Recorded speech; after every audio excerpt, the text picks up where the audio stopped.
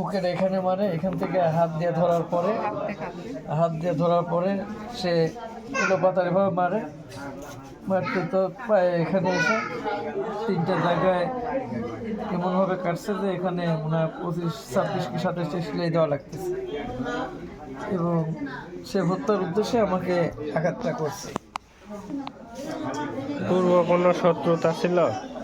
পূর্ব কোনো শত্রুতা না, ওর সাথে ওর বাবাকে যখন মারধর করতো বাবা মাকে, তখন আমরা পারিবারিকভাবে একবার বসছিলাম। বসার পরে ওকে বলছিলাম যে তোর বাবা মা মারিস, এত বড় সাহস তোকে কে দিল, কী কারণে মারিস, সমস্যাটা কী, আর এই টাকা পয়সা নিয়ে কি করতে চাইস, শুধু বাবার কাছ থেকে মায়ের কাছ থেকে টাকা চাই।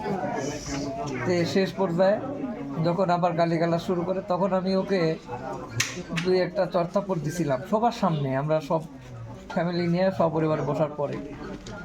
তো ওর বাবা বলেছিল যে উচিত কাজ করছো, আরও 2 সাইডের দিক। আমি বললাম না, দেওয়ার দরকার নেই, যদি উচিত শিক্ষা পায় তো এখানে থেকে শিক্ষা পাবে।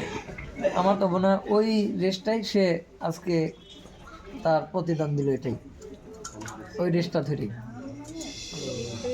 পর তাকে যে একটু শাসন করছিল। কতদিন আগে এটা বলছি? এটা মোটামুটি তাও বছর 1.5 আগে, 1-1.5 বছর আগে। ও এখন নেশা টিশা করে, আর এলাকায় তো থাকেই না।